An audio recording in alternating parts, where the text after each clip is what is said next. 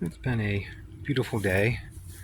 My crepe myrtles are still blooming. They started blooming in June. It's now August. That's why I like them. I've been collecting guavas today. Tree here.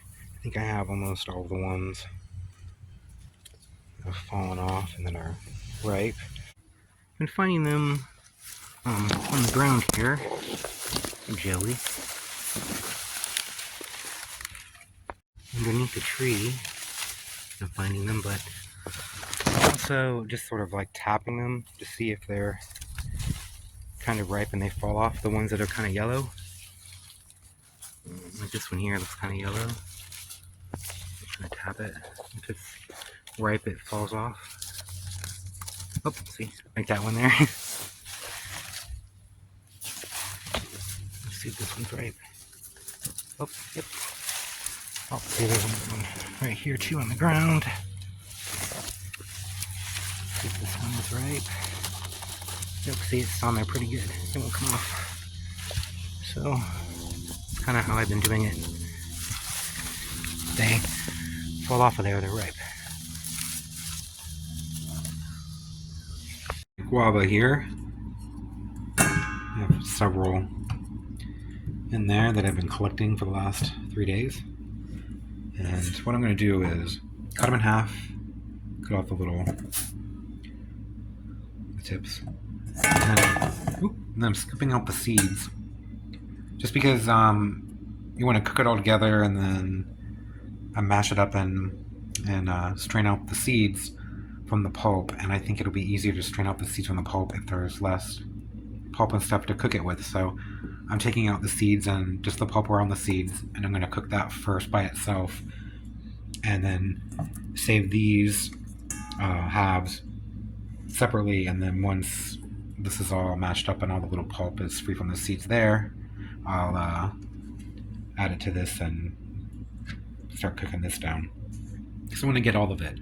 I'm keeping the skin and everything. It doesn't look, the peels look kind of funky, but they looked pretty good when I harvested them, and now they're kind of turning brown and stuff. Some of them as I sat for a day or two here in my house. But there's a lot of nutrition in that, and I don't care about this discoloration or anything. It's all going to be cooked together. It's all from my backyard, so it's not anything that's gonna hurt me. It's just from this hitting branches in the wind and things like that. It grew as it grew, and it's just different stuff like that. So I'm not afraid to eat it. I know that it's safe and it's fine. So all this is going to be separated here. The tips cut off here. I throw this away. Just cut it in half.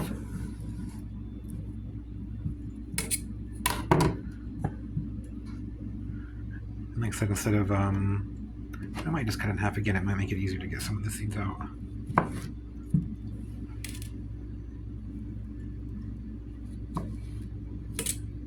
I think I can scoop out the seed part easier now that it's in quarters. About the same.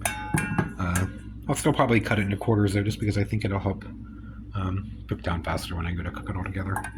I have all the pulp and seeds taken out. See, I'd much rather just cook this and strain this than press all of this through here. So I'll just cook this with some water and then take out the seeds, and then I'll put the rest of it together and cook it together then. I'm going to add some water to it, and I'll just turn the heat on and see how well it breaks down. If I have to add a little more water as it cooks, I will, because I don't want it to stick or to dry up completely or get all really thick and pasty yet or anything. Okay, I think it's cooled enough. I'm going to strain out the seeds through here, and the pulp all strained here, at least as much as I want to do. I'm going to throw this away, and the rest of it here I'm going to add back in here along with all these in here, and I'll add the other liquid. I'll just heat this back up and break this down, and then I'll put it in a blender and blend it all up really smooth here. But it's going to have to cook here a little bit in some water. In fact, I think I'm going to add about a cup of water to it. Here we go. I added a couple cups of water actually. It might be too much, but you know, I can just cook it out. So there we go. I don't want it to burn. I'd rather have a little too much water and cook it out than not have enough and burn it. So here we go. Just put the lid back on here, cover it up, and let it simmer for a bit. Probably about 20 minutes, half an hour, something like that, until it's soft. This is kind of the same way I would make jam or jelly or something with fruit. So it's a similar process. I'm just going to add a little more sugar and cook it a little while longer so it becomes firmer. At least that's the hope anyway. If not, I'll end up with a nice jam. Okay, I'm just going to wait for this to cool off and then I will put it in the blender and blend it up. It's weird, the tropical fruit smell is gone and it's just very floral now. It smells kind of like roses or something. It's interesting. Only about half would fit in my blender at a time, so some of it is here. This here blended up. Let's see how much this is. Pretty sure there's a measurement on the side of my blender here. Okay, there isn't measurements on the side. I thought there was. So I poured it in here.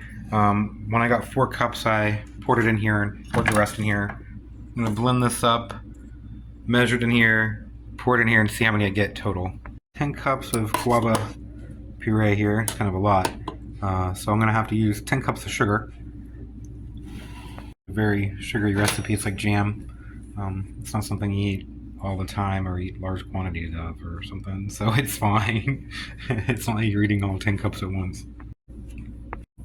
Just mix all this together here.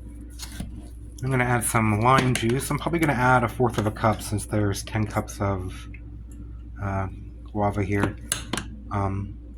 There's already a lot of pectin in guava, but I want it to be really acidic so that it'll set really well.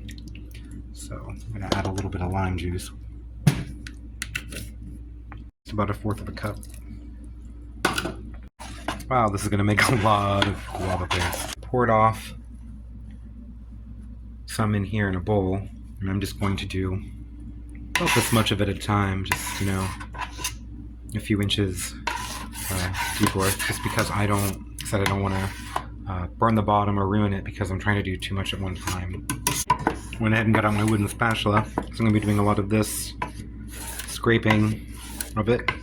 It is about halfway done. You can see when I go like this, you can see the bottom of the pan. It's just a lot of stirring back and forth so it doesn't stick or burn. That's why I wanted to use the flat bottom wooden spatula so that I could go like this and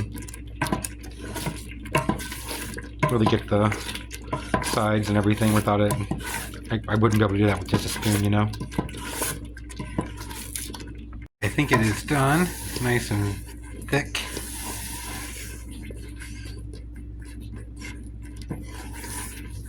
And it's sticking to the spoon, to the sides pretty well. Cake pan here, I'm just going to pour it in. Okay, I'm just going to leave this to set. Oh, it's already setting up pretty well. I'm going to set this aside and do this one here. Get the rest of this full one here. And I'll be back when this is all finished and my mess is all cleaned up. Okay, I made 2 different ones. I guess I'm going to cut it into little cubes here. Looks good, doesn't it? It smells great. That's really good and amazing. Like 5 pieces already. I've had it before. Guava cheese, guava paste. Oh, that's good. Slice off a thin piece here. I'm gonna try some with some baked cream cheese. I'm gonna try this out. This stuff is great. I'm gonna be over 200 pounds if I keep eating this stuff. Good though. Best snacks I've ever had. There's still plenty of guavas here, and there's still a bunch on the tree falling off. I start to get yellow about this, and then I come outside and they're falling off everywhere. Oh, they smell so good. Thanks for watching, everyone. Bye.